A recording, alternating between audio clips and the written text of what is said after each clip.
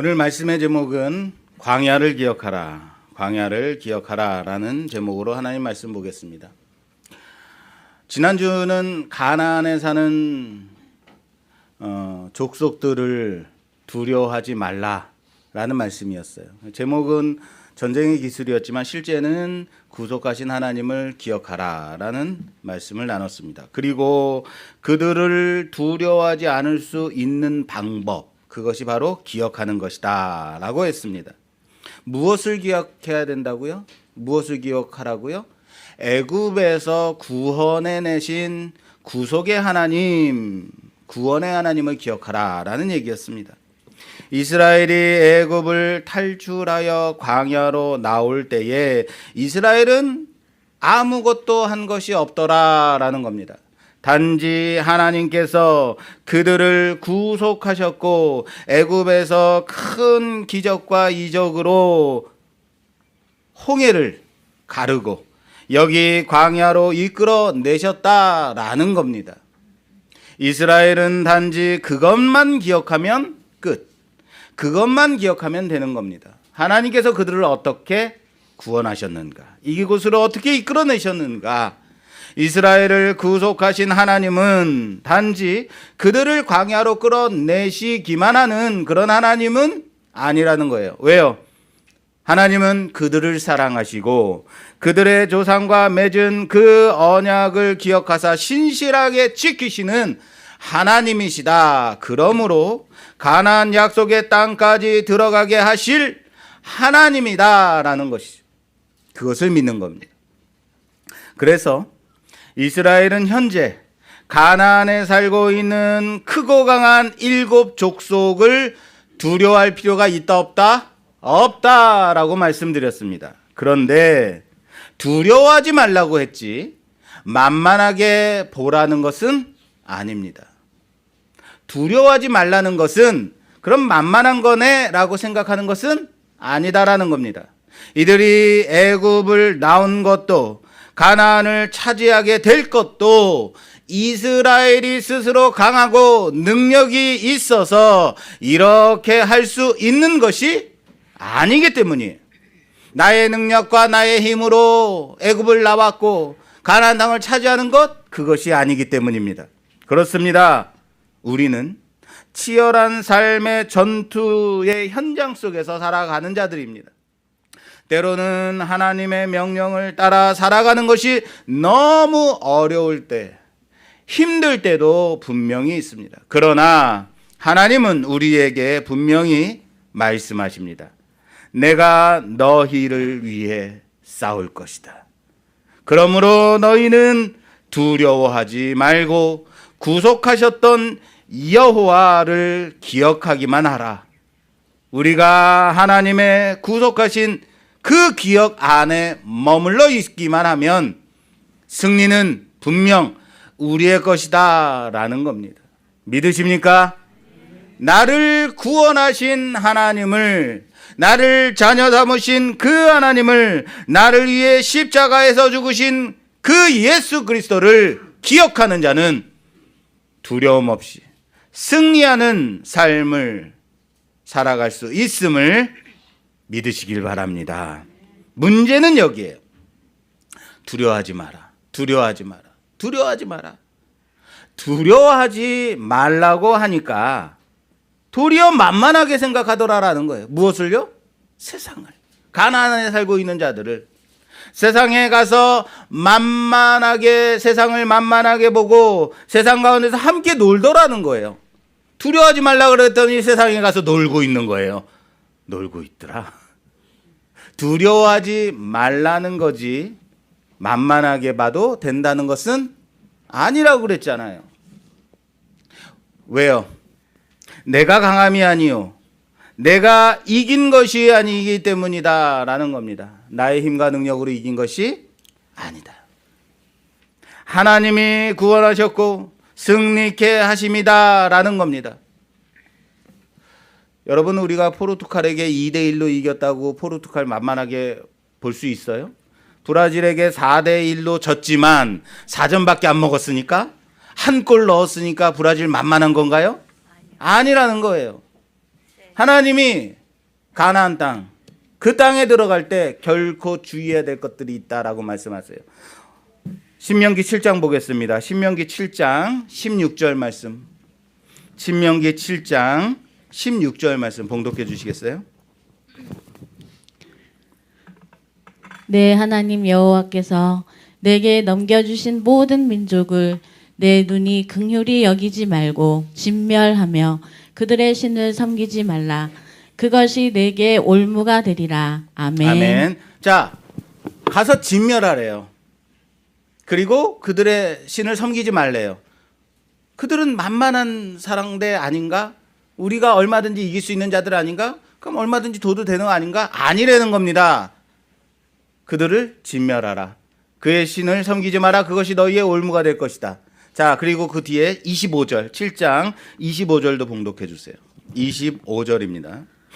너는 그들이 조각한 신상들을 불사르고 그것에 입힌 은이나 금을 탐내지 말며 취하지 말라.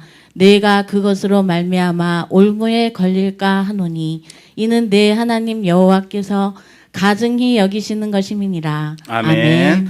자, 우상은 아무것도 아니에요. 이방신 신 자체가 있는 것이 아닙니다. 속이는 거죠. 그냥 만들어진 신일 뿐인 겁니다. 그러나 하나님은 그들을 진멸할 때에 그들의 우상까지도 부수라라고 말씀하십니다. 아무것도 아닌데 부수라는 거예요. 그들의 신을 섬기지 말라고 하십니다. 이것이 너희의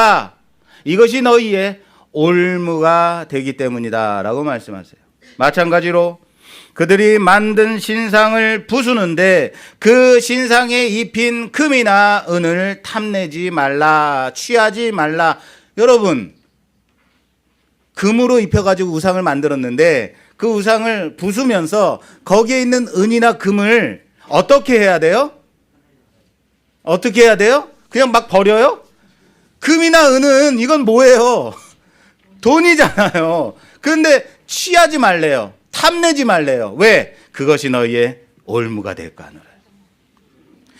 우리가 그 우상에 입힌 금을 막 걷어내면서 이건 아무것도 아니니까, 우상은 아무것도 아니니까 거기 입힌 금이나 은 가지고 우리 하나님께 좋은 것으로 드리면 되지 않겠어? 라고 생각할 수 있어요. 예전에 6.25 전란이 있을 때 미국 병사들이 이제 사망했을 때 그 미국 병사들 이빨에 입힌 금을 뽑아가지고 많이 돈을 벌었다고 하는 얘기를 들었어요. 그 취하지 말라는 거예요. 뭐예요? 우상에게 입힌 금이나 은을 탐하지 마라, 취하지 마라. 그것이 너희의 우상이 될까 하노라. 이거 가지고 뭐 할 생각하지 말라는 거예요. 우상에게 입힌 이 금이나 은 가지고 무엇인가 하나님께 드리자라는 생각조차 하지 말라는 거예요. 그것마저도 하지 마라. 하나님께 바치지 마라. 왜? 그것을 탐하고 그것으로 인해서 너희에게 올무가 되기 때문이다 라는 겁니다. 세상 만만치 않습니다. 굳이 두려워할 필요는 없어요. 그러나 결코 만만하게 생각하면 된다 안 된다? 안 된다라는 겁니다. 어릴 적에 친구랑 산에 갔더니 절이 있는 거예요. 야, 우리 저기 절에 들어가서 놀자라고 말했는데 친구가 나는 안 들어가라고 말하더라고요. 왜냐? 그 친구는 어려서부터 모태신앙이었고 어머님이 전도사였어요. 그 친구 어머님이 어려서부터 그런 절이나 이런 데 들어가지 마라라는 가르침을 배우면서 자랐던 거예요. 야, 저게 뭐 절이 뭐 별거 있어? 저게 뭐 무서워? 별거야? 라면서 제가 비웃었던 기억이 있어요. 요즘 파란 눈의 서양인들이 템플스테이라고 해서 한국에 많이 들어온다 하더라고요. 그들은 기독교 문화 속에서 어려서부터 자랐음에도 동양의 오리엔트 문화를 경험한다고, 동양 문화를 경험한다고 하면서 절에 가서 친환경 음식 먹고 절간의 그 고요함을 즐기면서 어떻게 돼요? 어느덧 그 종교 안으로 들어가게 되더라라는 겁니다.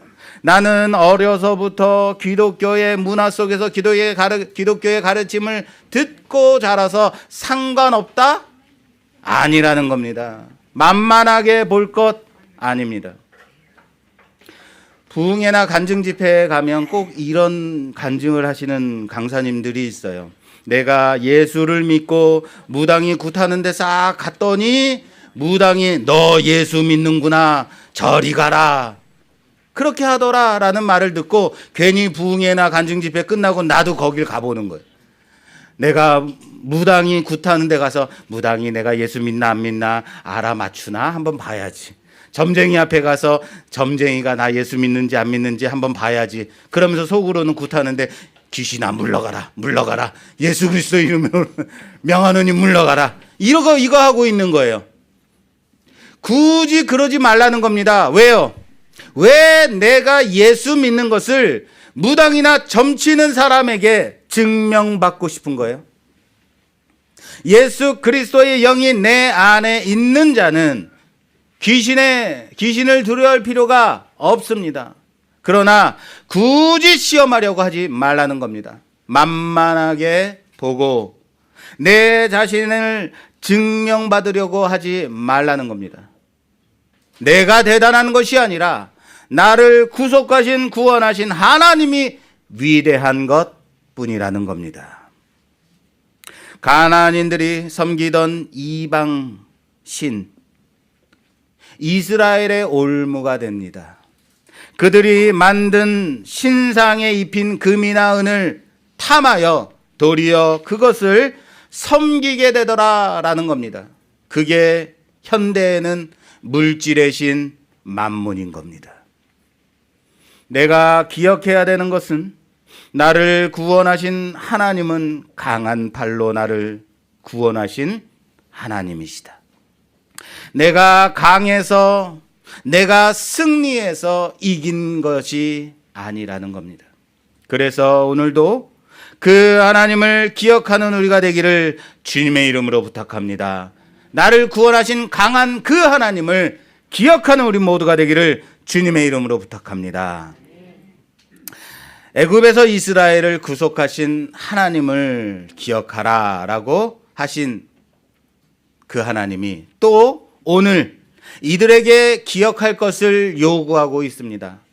그것은 광야에서 하나님께서 이스라엘을 어떻게 인도해 내셨는지를 기억하라 라고 말씀하고 있습니다. 오늘 본문 2절에 보니까요. 오늘 본문 2절에는요. 세계에 무엇 하기 위하여 라는 전치사로 구성되어 있는 구절입니다. 영어로 치자면 세 개의 투부정사가 있는 거예요. 투부정사 부사적 용법. 중학교 3학년 때 성문 기본 영어에서 배운 겁니다. 무엇 하기 위하여. 투. 이 세 가지가 바로 너를 낮추시기 위하여, 너를 시험하기 위하여, 내 마음이 그 명령을 지키는지 안 지키는지 알기 위하여 이 세 가지입니다. 다시요. 하나님께서 이스라엘 백성들에게 광야 시험을 통해서 가르치시고자 하신 목적은 바로 이 세 가지라는 겁니다. 그래서 이 세 가지 목적을 살려서 2절 말씀을 다시 읽게 되면 이렇습니다.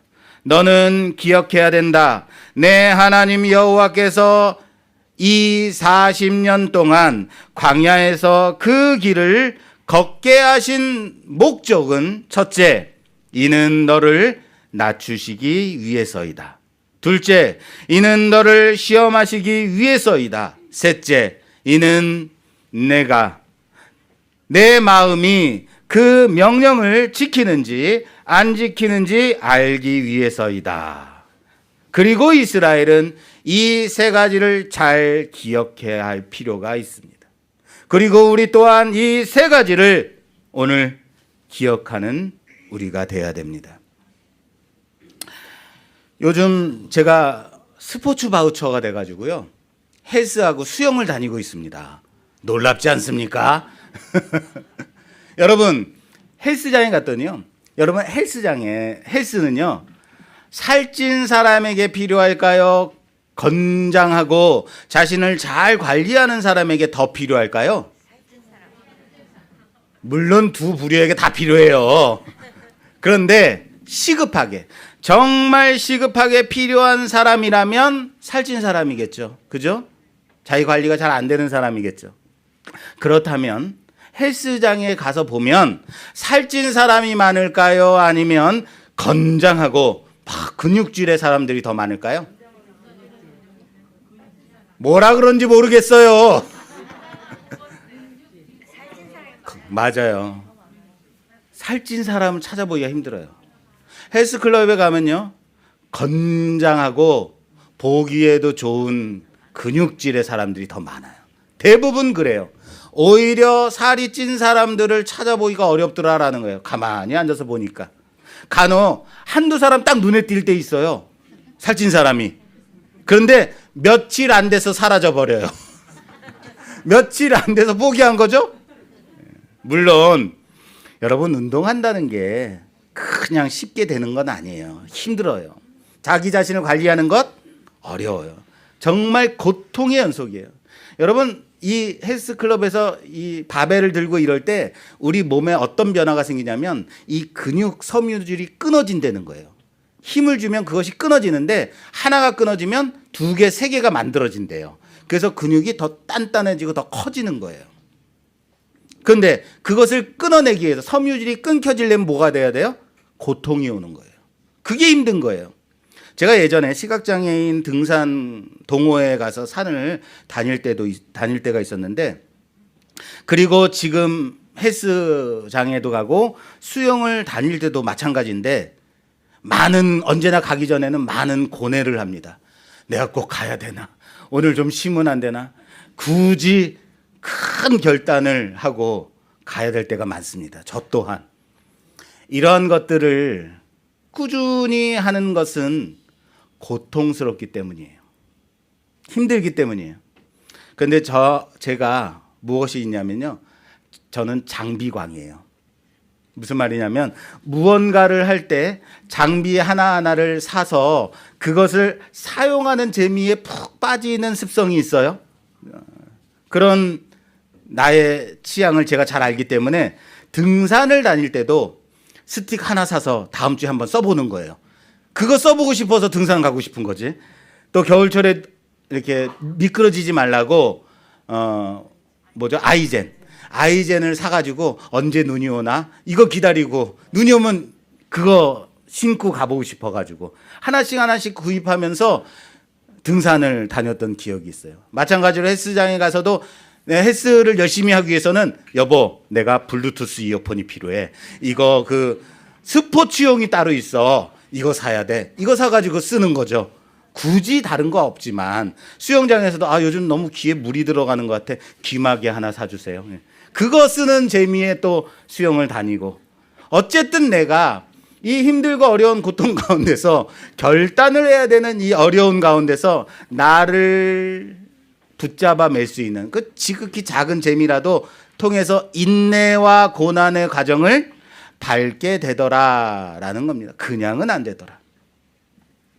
오늘 하나님께서 이스라엘에게 광야의 길을 주신 것이 너를 낮추시기 위함이다라고 말씀하세요. 뭐라고 말씀하셨다고요? 첫째, 너를 낮추기 위함이다. 여기 낮추시다라는 것은 광야의 그 고통스러운 시간들을 통과해내었을 때에 이후에 더 큰 축복을 주시기 위한 관문이다라고 말하는 게 아닙니다. 다시요, 헷갈리실까봐. 지금 이 받는 고난이, 네가 지금 헬스클럽을 다니면 근육이 더 커지기 위해서 이 고통을 감내해야 돼, 그러니까 고통을 받아야 돼가 아니라는 겁니다. 무슨 말인지 아시겠어요? 광야 시험을 통하여서 이스라엘이 낮아지는 자체에 그 목적이 있다라는 거예요. 고통 그 자체가 하나님의 목적이다. 광야의 고통 자체가 하나님의 목적이라는 겁니다. 여러분, 낮추다라는 이 단어는요, 정확하게 번역하자면 낮추다, 겸손하게 하다라는 말이 아니에요. 히브리어 아나라는 단어인데요, 고통을 주다, 괴롭히다, 천하게 하다라는 의미를 가진 단어입니다. 카일 데일리 지 주석에 보면요, 이 단어를 굴욕을 주다라고 번역하고 있습니다. 이 말은 사라가 하갈을 학대할 때 쓰였던 단어입니다. 시편 105편에 보면 요셉이 발에 착고가 채워졌다라고 할 때, 고통을 받다라고 할 때 쓰여진 단어입니다. 출애굽기 1장에서 애굽 사람들이 이스라엘 백성들에게 노역을 시킬 때 사용됐던 단어입니다. 무슨 말인지 아시겠어요? 우리가 단지 나를 낮추시다, 이스라엘을 낮추시며 라고 한글 성경을 읽을 때에는 하나님의 의도가 이스라엘을 좀 겸손하게 하려고 하는 거구나 라고 생각될 수 있어요. 그렇죠?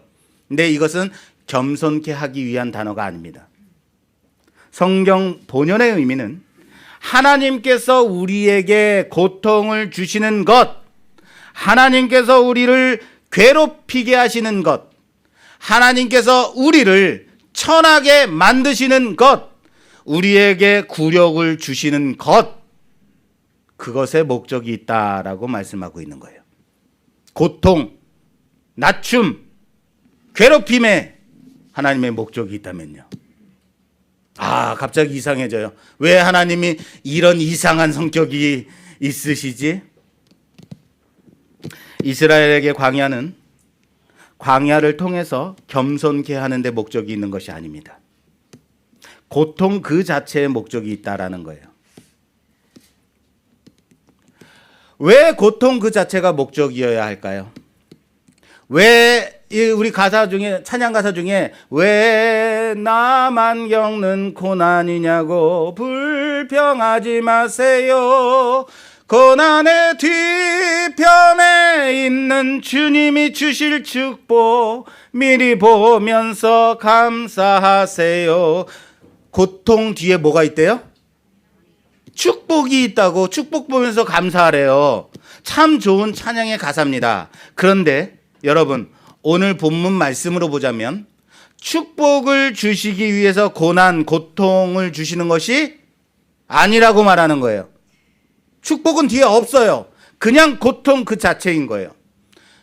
우리는 일반적으로 고통은 축복을 주시기 위한 선발대 정도로 생각할 수 있어. 그러니까 내가 저 축복을 받기 위해서 참아야지. 그러나 오늘 본문 말씀을 보게 되면 고통은 더 좋은 축복을 받기 위해 한 고난이 아니라 그 고난 자체가 하나님의 목적이라는 사실을 믿으시길 바랍니다. 고난 자체가요. 두 번째 하기 위하여 뭐였죠? 너를 시험하기 위하여. 세 번째 하기 위하여 그 명령을 지키는지 안 지키는지 알기 위하여. 사실 하나님의 명령 지키는지 안 지키는지 너를 시험하기 위하여 광야의 길을 주셨다. 두 번째와 세 번째는 사실 같은 말입니다. 여기 시험은 히브리 말로 유혹하여 시험하다가 아닙니다. 입증시키다라는. 따라서 합시다. 입증시키다. 입증하다. 그런 단어예요. 다시 말해서 이 시험은 역경이나 고난을 통해서 과연 그 시험의 대상자가 그 시험을 이기고 시험자가 원하는 어떤 목적을 달성했는지 그렇지 않은지를 입증하는데 그 목적이 있는 겁니다. 일종의 자격시험 같은 거라고 할까요? 정규 학교를 다니지 못하신 분들은 검정고시라는 걸 보죠. 중졸 검정고시, 고졸 검정고시라는 것들을 보게 되는데 여기에 합격하게 되면 그에 합당한 졸업 자격이 있다라고 입증되었다라고 말하는 거예요. 그래서 상급 학교에 올라갈 자격이 확정됐다라고 보는 곳인 겁니다. 예전에, 지금은 안 그렇지만 예전에 장애인 등급제가 있을 때는 나 1급 받기 위해서 얼마나 노력했는지 알아? 나 1급 땄어 라고 농담 삼아서 말하기도 했던 때가 있어요. 예. 나는 1급 자격이 있다는 거죠. 내가 얼마나 이 자격을 따기 위해서 힘들었는데 농담했던 기억이 있습니다. 이 시험은 그래서 잘했다, 못했다, 참 잘했어요, 몇 점, 70점, 80점 이런 시험이 아니라는 겁니다. 이 시험은 뭐예요? 하나님의 명령을 따라 살아갈 준비가 됐는지 입증하는 시험이다. 입증하는 시험이다. 하나님은 노년의 아브라함에게 나타나셔서 말씀하십니다. 내가 사랑하는 독자 이삭을 내가 지시한 그 산 거기서 내게 번제로 드리라 라고 말씀하셨을 때 이것은 이 시험입니다. 그냥 시험이 아니라 몇 점 맞았는지 보는 시험이 아니라 유혹에 넘어가게 하는 시험이 아니라 아브라함이 얼마나 하나님을 신뢰하는가를 입증하는 시험이다라는 겁니다. 그러므로 이 두 가지 하나님의 말씀은 우리에게 동일한 것을 보여줍니다. 하나님께서 이스라엘 백성들을 광야의 길로 걷게 하신 것은 그들을 괴롭게 하시기 위함이다. 하나님께서 이스라엘로 광야의 길을 걷게 하신 것은 그들이 하나님의 명령을 지키는지 안 지키는지 입증케 하기 위함이다 라고 말씀하는 겁니다. 그런데 굳이 꼭 고통이어야 하는가요? 라고 반문할 수 있어요. 왜 그렇게 힘들게 해야만 해요? 제가 간단하게 대답해 볼까요? 그거 아니면 하나님 붙잡지 않으니까요. 고통 아니면, 고난 아니면 하나님 바라보지 않으니까요. 비천하게 만들고 괴롭게 하지 않으면 하나님 앞에 무릎 꿇지 않는 자들임을 아시기 때문인 겁니다. 목이 곧은 백성인 줄 알기 때문인 겁니다. 자신의 능력과 힘으로 얼마든지 축복을 받아낼 수 있다고 생각했던 야곱은 그렇게 밧단 아람 외삼촌 라반의 집에서 부자가 되어서 가나안으로 돌아오게 됩니다. 돌아오는 동안 자신의 형 에서가 자기를 붙잡기 위해 사람들을 동원하여 나온다는 소식을 듣고 사신을 보내고 뇌물을 먼저 바쳤음에도 아무런 영향력을 주지 못하자 도저히 방법이 없는 것을 알자 야복강 나루에 혼자 남아서 고민합니다. 그때 하나님의 사자가 와서 툭 치고 씨름을 겁니다. 우리 야곱 어떤 사람입니까? 결코 지지 않는 사람. 이기지는 못하더라도 지지 않는 사람이라고요.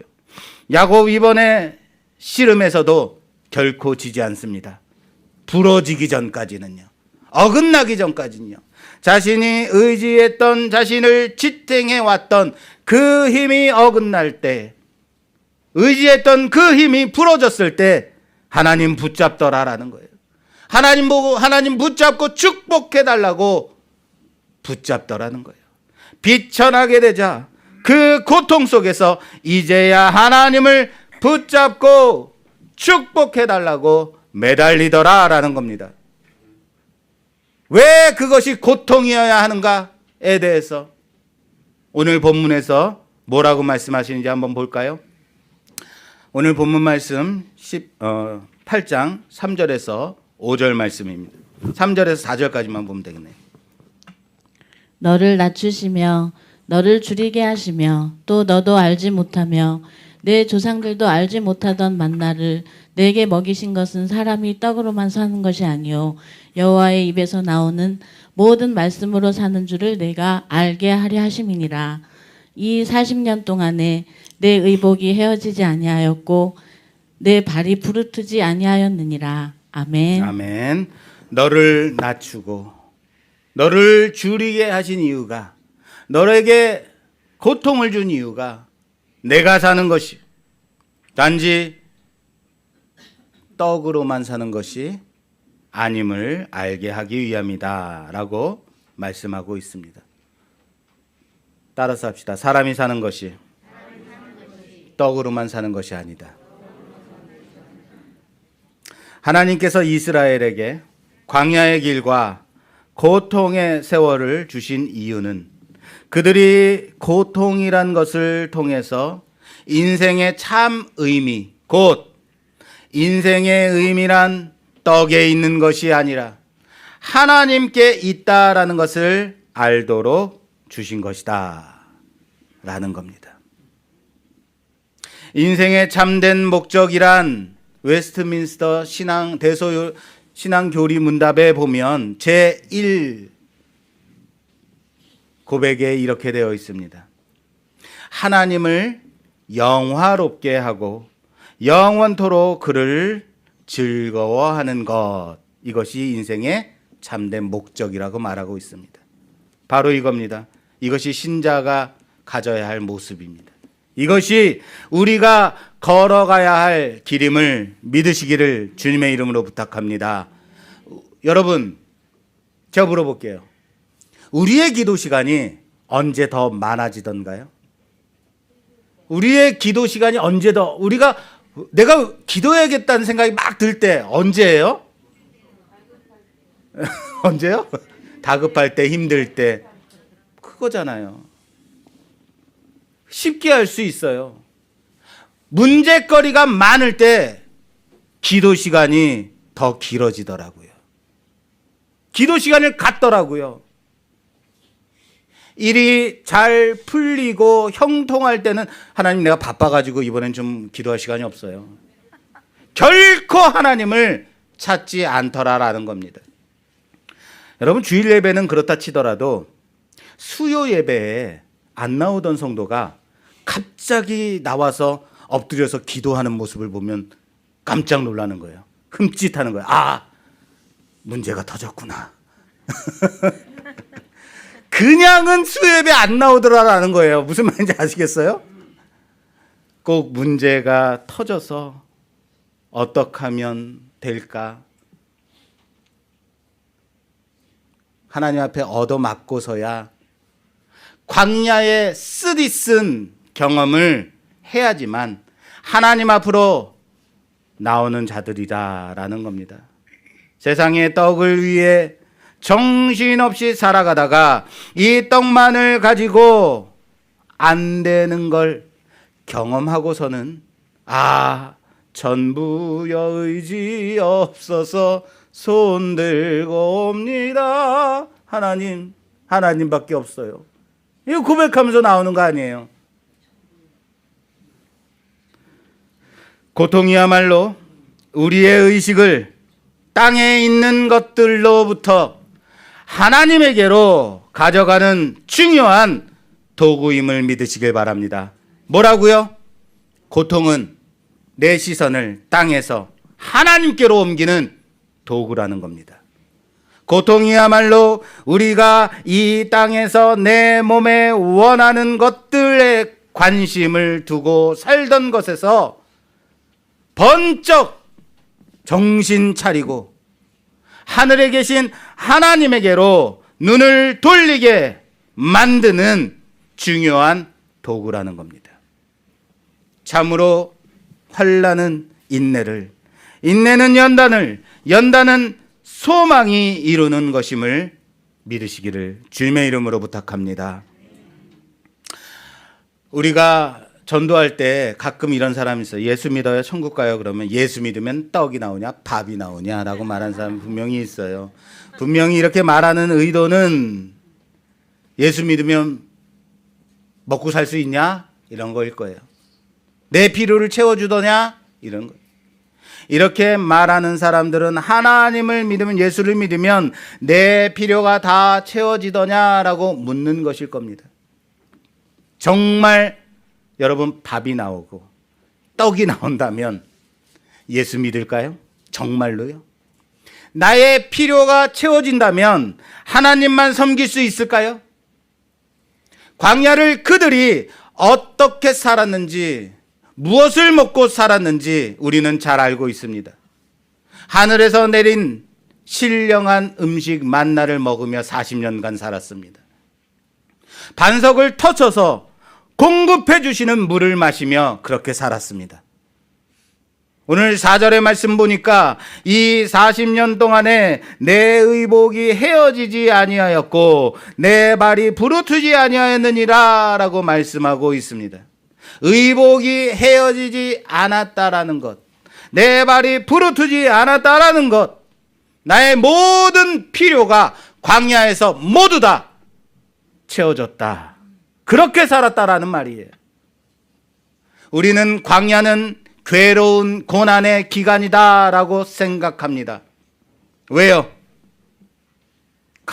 광야니까요. 그런데 고통과 고난의 기간, 왜 광야가 고통과 고난의 기간이어야 될까요? 다시요. 여러분 생각이 없는 것 같아서. 자, 생각해 보세요. 왜 광야가, 이스라엘이 살았던 그 광야가, 그 40년이 고난과 고통의 기간이어야 될까요? 왜요? 광야니까요.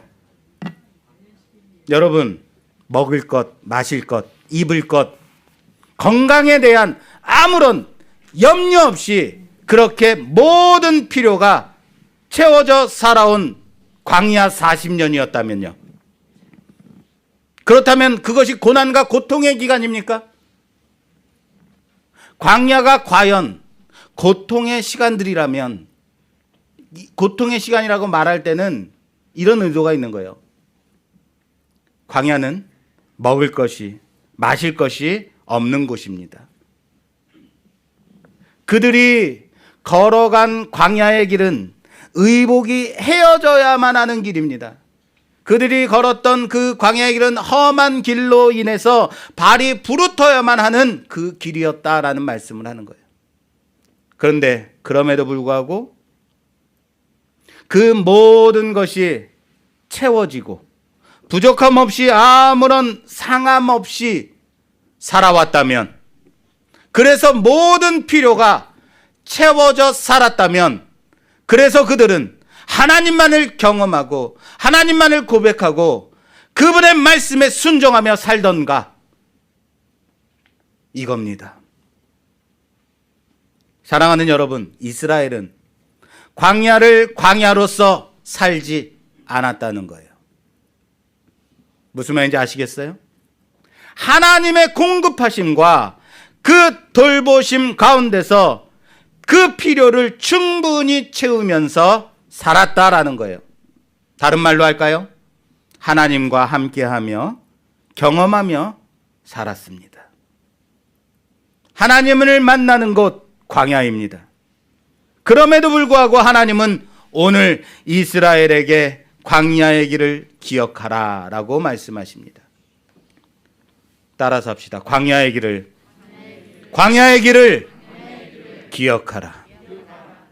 이 광야의 길은 너 스스로는 도저히 살아갈 수 없는 그런 곳이다. 너의 힘과 능력으로는 도저히 하루도 살 수 없는 그런 광야다.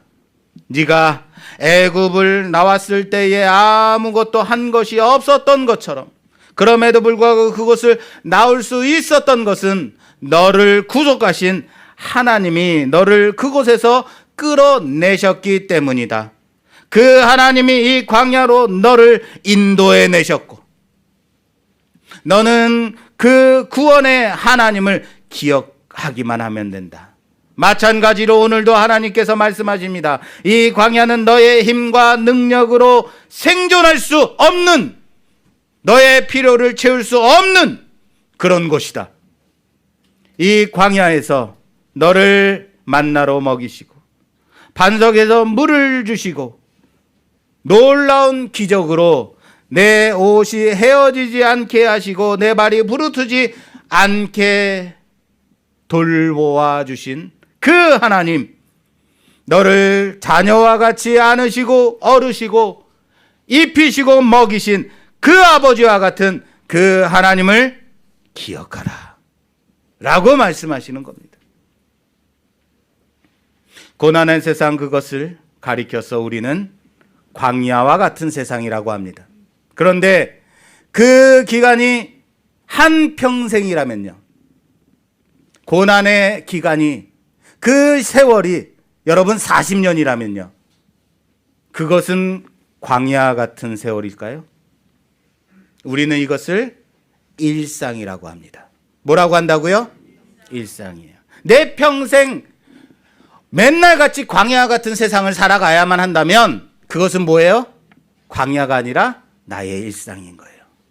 잠시 잠깐의 고난의 시간을 지나는 것이 아니라 우리는 그 일상을 살아가고 있는 겁니다.